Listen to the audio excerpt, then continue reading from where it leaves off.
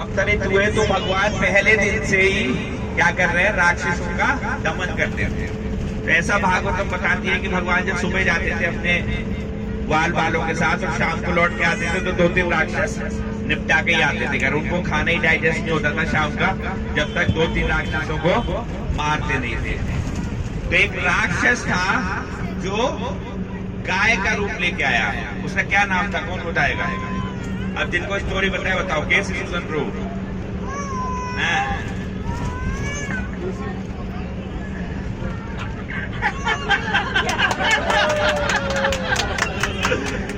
Okay.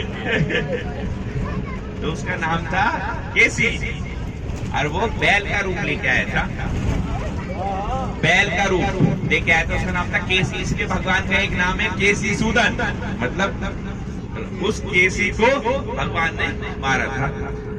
तो केसी बैल का रूप लेके आया और इतना जबरदस्त ताकतवर राक्षस था, इतना जबरदस्त ताकतवर राक्षस था कि जब वो भाग रहा था, चला जब अपने घर से मारने के लिए, क्यों बन के आया था वो बैल? क्योंकि उसे पता था कि भगवान रोज गाय चराने आते हैं। तो उसने कहा मैं गायों के बीच में मिल जाऊंगा और जैसे ही मौका मिलेगा भगवान को साफ कर दूंगा।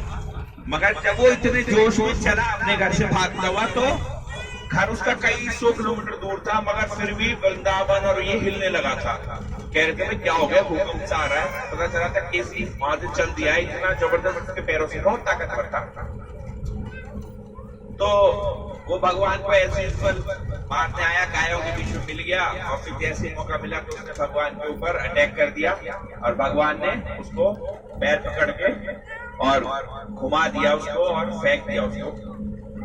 जब ये डिफरेंट स्टोरी है, तो जब मार दिया तो सारे में फैल गया कि भगवान ने एक और राक्षस मार दिया, एक और राक्षस मार दिया, एक और राक्षस मार दिया। तो कृष्ण भगवान राधा रानी से मिलने आए एज यूजुअल, जैसे वो लोग मिलते ही थे डेट पे।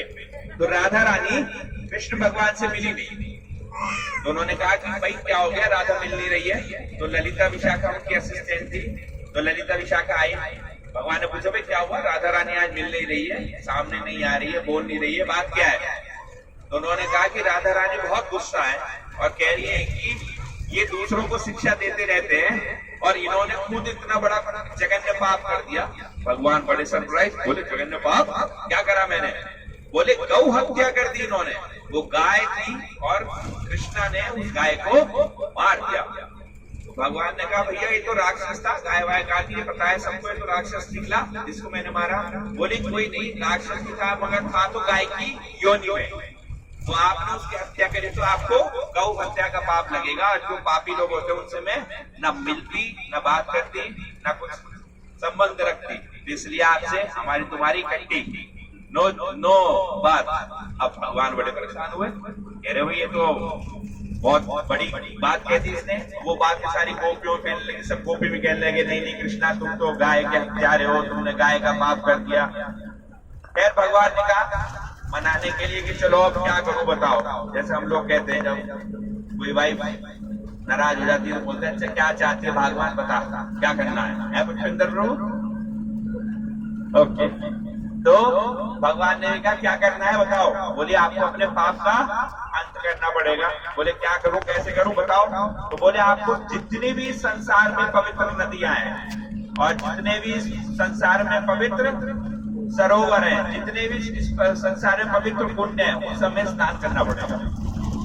अब कृष्ण जी टेढ़ी नजर से राधा रानी को देख रहे, कह रहे पता नहीं क्या कही जा रही है, सारे संसार में कहाँ कहाँ जाऊंगा मैं, कहाँ कहाँ स्नान करूंगा, कौन से कुंड ढूंढूंगा, कौन क्या, हजारों कुंड पवित्र है, हजारों कुंड नदियां हैं क्या। तो बोले भाई एक बार और पूछो क्या कह रही है। बोले ललिता बोली भगवान ये तो यही कह रही है कृष्णा कि सारे में स्नान करना पड़ेगा। भगवान ने कहा ओके, अगर स्नान की बात है तो कर लेता हूं। तो भगवान ने अपनी बंसी उठाई और उस बंसी से मिट्टी उखाड़ने लगे। जैसे ही मिट्टी उखाड़ना शुरू करा तुरंत जमीन फट गई और कृष्ण कुंड बन गया, श्याम कुंड जिसे हम बोल रहे हैं। अब श्याम कुंड तैयार, वो राधा रानी के पास गई, अरे राधा रानी कृष्णा ने तो बंसी लगाई और एक कुंड बन गया। बोलिए तो चली आई है, मगर कुंड बना के क्या होगा, मेरी शर्त कुंड बनाने की छोड़ना है। मेरी शर्त तो यह है कि सारे पवित्र नदियों में और उसमें स्नान करेगा। तो बोली चलो तो सही, देखते कर क्या रहे हो कृष्णा। तो राधा रानी वहीं आ गई जहाँ कृष्ण भगवान थे, ललिता विशाखा सारी गोपी आ गई। तो भगवान ने आह्वान करा कि पवित्र नदियों प्रकट हो। जितनी भी नदियां थी सारी प्रकट हो गई वहीं पे। उन्होंने कहा पवित्र कुंड प्रकट हो। जितने भी पवित्र कुंड थे सारे संसार में सब प्रकट हो गए। उन्होंने कहा पवित्र सरोवर जितने भी है सब प्रकट हो, सब प्रकट हो गए। बोले हाँ बताओ कृष्णा क्या करना है। बोले राधा रानी कह रही है मुझे स्नान करना है। ओ सारे खुश हो गए, बोले अरे कृष्णा हमारा सौभाग्य है कि आप हमारे में स्नान करना चाहते हो। राधा रानी को थैंक यू बोला उन्होंने। राधा रानी आपकी वजह से आज हमें अपॉर्चुनिटी मिल गई कि भगवान हमारे इसमें स्नान करना चाहते हैं। और सब लोग मिलके जो उन्होंने श्याम कुंड बनाया था सब लोग श्याम कुंड में चले गए। और भगवान बोले ठीक है राधा रानी तैयार हो जाओ। और भगवान ने डुबकी मारी और भगवान नहा के बाहर आ गए। और बोले लो अभी तुम पवित्र हो गया सब जगह जाके। तो जो राधा रानी की गोपियां थी सखियां, उन्हें वो ग्वाल वाले सारे जो कृष्ण के साथ थे वो भी कूद गए और सब स्नान कर रहे हैं, सब मजे ले रहे हैं। अब वो गोपियों को चढ़ा रहे, बोले हाँ ठीक करा तुमने भाई, कृष्णा को चढ़ा दिया, आज हमें मौका मिल गया स्नान करने का, तुम बाहर ही रहो।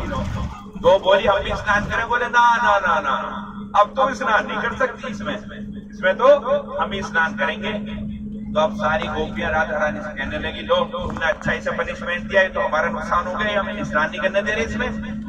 राधा रानी बोली अच्छा ऐसी बात है, स्नान करने से मना करवा रहे हैं। बोले हाँ। बोले राधा रानी कुछ करो। राधा रानी ने अपनी चूड़ी उतारी और उस चूड़ी से मिट्टी करी और जैसी मिट्टी उखाड़ी वहां पे बन गया राधा कुंड।